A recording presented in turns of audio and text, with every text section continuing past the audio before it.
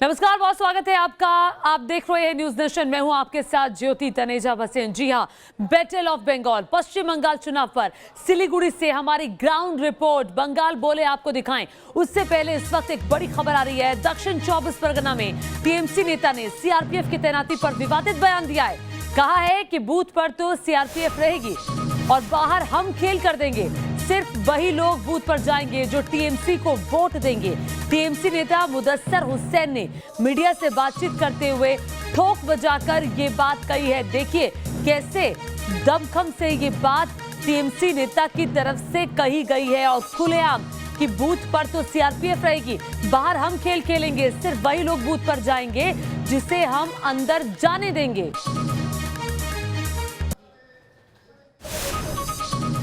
আমার এলাকায় আমাদের তৃণমূলীর লোক ছাড়া বুথে ভোট দিতে যেতে পারবে না। কি ধরনের বুথে আধা সামরিক বাহিনী থাকবে আর আমাদের ছেলেরা মাঠে ঘুরবে, মাঠে তারা খেলবে। হ্যাঁ, আমাদের ছেলেরা আধা সামরিক বাহিনী বুথে থাকবে। এর আগেও তো আধা সামরিক বাহিনী বুথে গার্ড করেছে, কিন্তু যারা ভোটটা আমাদের দেবে তারা বুথে যাবে, যারা ভোট দেবে না পাও বাড়ি বসে শুয়ে পড়ে থাকো। কি করবে, সেখানে বুথে কি লাভ আছে? सुना आपने, टीएमसी नेता खुलेआम धमकी दे रहे हैं, वोट टीएमसी को वरना घर बैठिए। ऐसे ही बयानों की वजह से चुनाव में गड़बड़ी के मुद्दे को बीजेपी टंकी की चोट पर उठा रही है।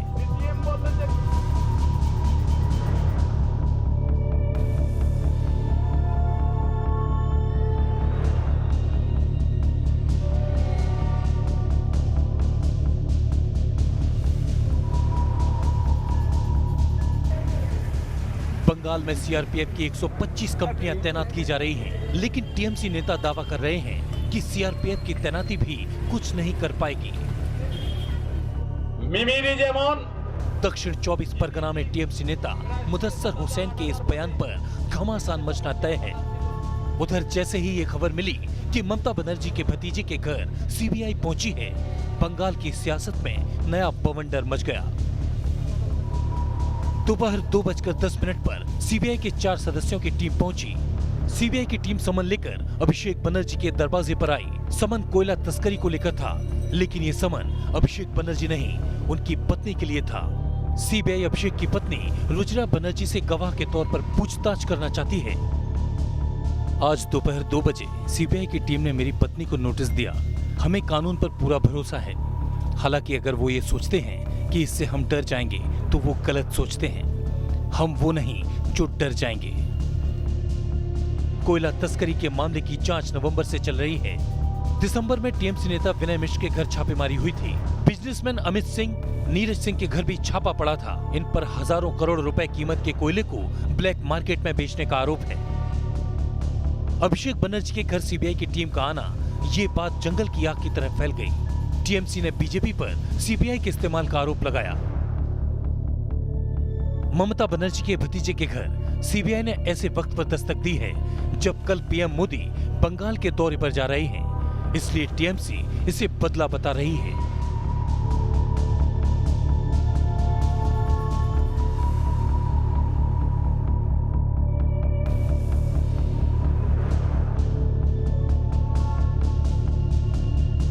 एक तरफ कोलकाता में सियासत गर्म है, दूसरी तरफ दिल्ली में बंगाल चुनाव की गूंज सुनाई दी।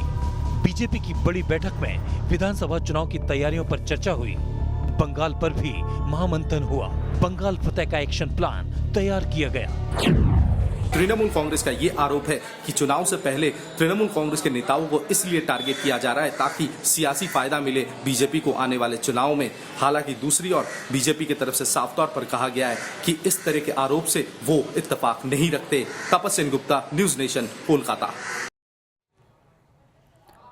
तो आपने देखा कैसे पश्चिम बंगाल के चुनावों में सीबीआई की एंट्री हो गई है और टीएमसी नेता कैसे धमकी दे रहे हैं और कह रहे हैं कि देखिए बूथ पर भले ही पैरामिलिट्री फोर्सेस के जवान रहेंगे, लेकिन बाहर तो हम खेल खेलेंगे। बूथ के अंदर वो जाएगा जो हमें वोट देगा। और आइए अब आपको दिखाते हैं हमारी खास पेशकश बंगाल बोले।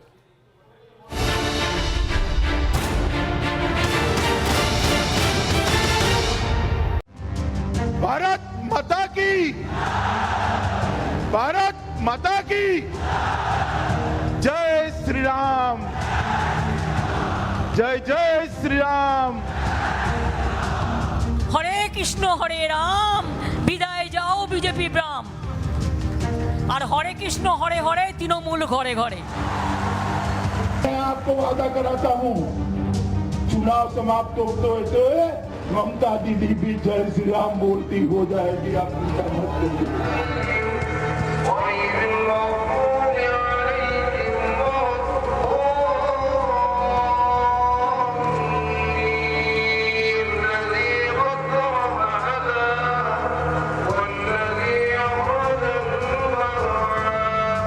जय श्री राम, जय जय श्री राम।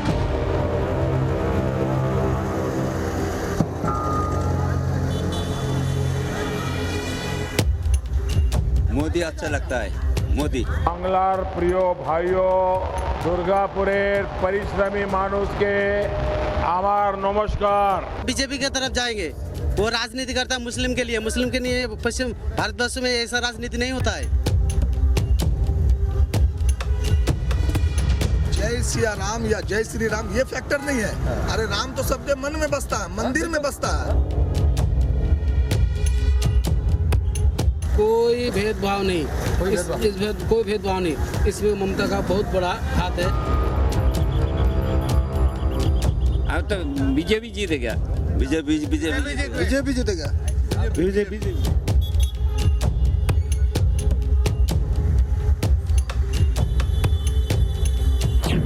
न्यूज नेशन पर पश्चिम बंगाल के चुनावी सफर में आपके साथ मैं हूं राकेश पांडे। पिछले 10 दिनों से मैं बंगाल के अलग अलग इलाकों में जाकर लोगों के चुनावी मूड को समझने की कोशिश कर रहा हूं।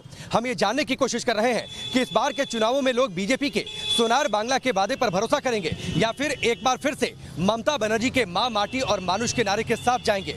आज बंगाल बोले के इस खास एपिसोड में बात होगी मुसलमानों के चुनावी मूड की। पूरे पश्चिम बंगाल में मुसलमानों की आबादी करीब 30% के आसपास है। आजादी के बाद से अब तक अलग अलग पार्टियों ने मुसलमानों का इस्तेमाल सिर्फ वोट बैंक के तौर पर किया है। सवाल ये उठता है कि इस बार भी मुसलमान खुद का इस्तेमाल वोट बैंक के तौर पर होने देंगे या फिर एक बार वो परिवर्तन का झंडा बुलंद करेंगे। आज बंगाल बोले के इस खास एपिसोड में हमारा सवाल होगा, इस बार के चुनावों में मुसलमान किसके बनेंगे भाईजान? बंगाल के मुसलमानों के मूड को समझने के लिए हम पहुंचे दक्षिण दिनाजपुर के तपन विधानसभा इलाके में। यहाँ की 40% से ज्यादा आबादी मुसलमानों की है। जाहिर है जिसके साथ मुसलमान उसकी चुनावी नैया पार होनी तय है। यहाँ के मुसलमान अब तक ममता बनर्जी की पार्टी टीएमसी को वोट करते आए हैं। 2016 विधानसभा चुनाव में तपन सीट से टीएमसी को जीत मिली थी। जाहिर है टीएमसी को मिली इस जीत में मुसलमानों का वोट काफी अहम था। लेकिन क्या इस बार भी मुसलमान ममता के साथ खड़े हैं या फिर मोदी के काम पर उन्हें ज्यादा भरोसा है? दक्षिणी दिनाजपुर में हम मौजूद हैं, लोगों के चुनावी मूड को समझ रहे हैं। तपन विधानसभा ये सीट है और तपन विधानसभा सीट के अगर जातीय समीकरण पर आप जाते हैं, धर्म का समीकरण पर आप जाते हैं तो यहाँ करीब 40% से ज्यादा आबादी मुस्लिमों की है। मुस्लिमों के इर्द गिर्द राज्य की चुनावी बिसात बिछाई जा रही है। लगातार बीजेपी की ओर से कुछ नारे गढ़े जा रहे हैं, उसका जवाब टीएमसी की ओर से दिया जा रहा है। मुस्लिम तुष्टीकरण की बातचीत कही जा रही है और इसका अंदाजा आप इसी बात से लगाते हैं कि मुस्लिम वोट बैंकों को लेकर दरअसल ममता बनर्जी कितनी गंभीर है कि उन्होंने अल्पसंख्यक मामलों से जुड़ा मंत्रालय हमेशा अपने पास रखा। इस वक्त हमारे साथ मौजूद हैं तपन विधानसभा क्षेत्र के जो वोटर्स हैं, जो लोग हैं, उनसे हम बातचीत करेंगे और जानने की ये कोशिश करेंगे कि आखिरकार उनके मन में चल क्या रहा है। दादा, आपके मन में क्या चल रहा है? आपको मोदी अच्छे लगते हैं कि ममता दीदी अच्छी लगती है? मोदी अच्छा लगता है। क्यों? सब दिख दिए भालो लगता है।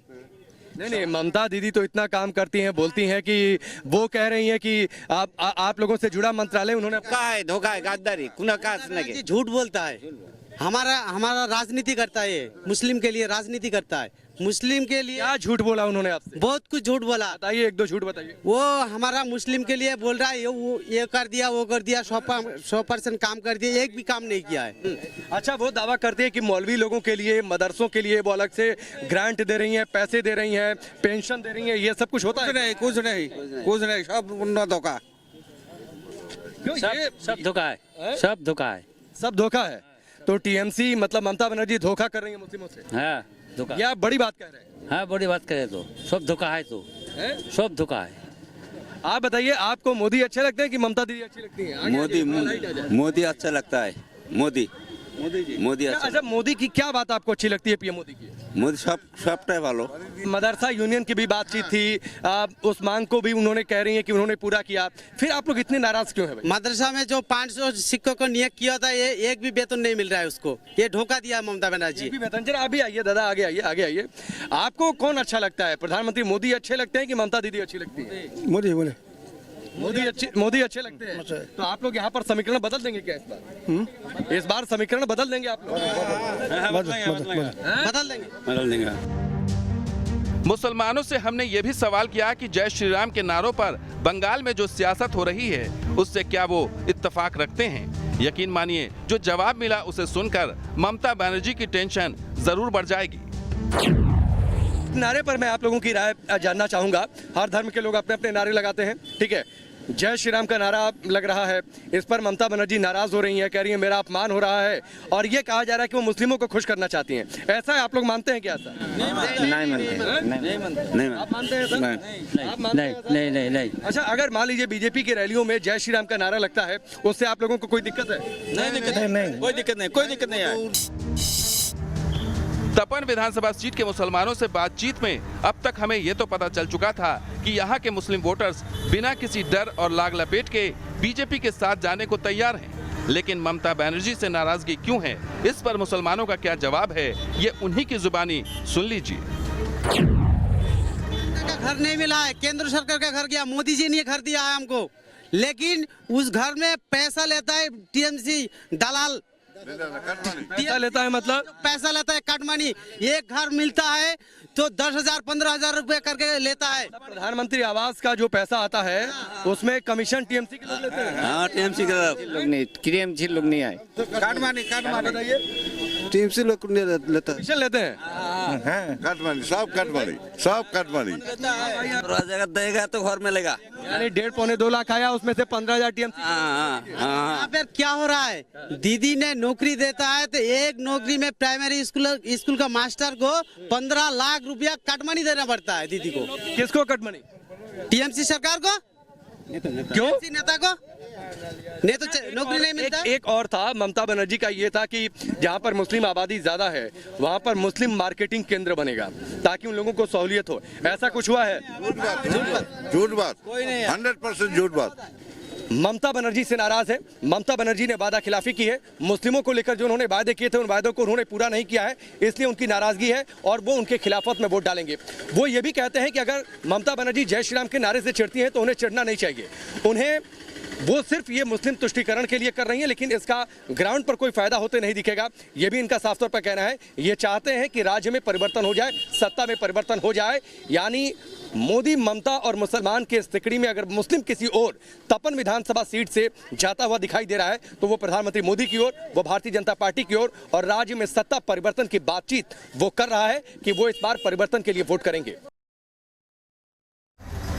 दक्षिण दिनाजपुर के तपन सीट के मुसलमानों का मूड तो आपने समझ लिया। यहाँ से हम सीधे पहुंचे उत्तर दिनाजपुर के इस्लामपुर इलाके में। इस्लामपुर विधानसभा सीट पर हिंदुओं की आबादी 40%, जबकि मुसलमानों की आबादी 60% है। इस्लामपुर विधानसभा सीट मुस्लिम बहुल है और यहाँ के मुसलमान भी परंपरागत तौर पर कांग्रेस या टीएमसी को वोट करते आए हैं। 2016 विधानसभा चुनाव में यहां से कांग्रेस की जीत हुई थी, जबकि 2019 में हुए उपचुनाव में टीएमसी को जीत मिली। लोगों के चुनावी मूड को समझते हुए उत्तर दिनाजपुर में हम आप पहुंचे हैं इस्लामपुर। इस्लामपुर में अधिकतर जो आबादी है वो मुस्लिम समुदाय के लोगों की आबादी है। जो फिलहाल यहां पर विधायक है, जो एमएलए हैं, वो करीम चौधरी हैं, जो कि टीएमसी से आते हैं। अभी नमाज खत्म हुई है और मस्जिद से लोग बाहर निकले तो हमने सोचा कि यह बेहतर वक्त है कि उनसे उनके मुद्दों पर बातचीत कर ली जाए। तब ठीक है, ममता बनर्जी ने ठीक काम किया है। हाँ, क्या ठीक है, आप बताइए दादा, इशू क्या है? 2-4 समस्या इशू यहाँ के लोकल है, काम करने का, काम और डेवलपमेंट का सब कुछ काम ठीक हो रहा है। सबसे बढ़िया है कि हम लोग यहाँ शांति से हैं, कोई भेदभाव नहीं, कोई भेदभाव नहीं। इसमें ममता का बहुत बड़ा हाथ है।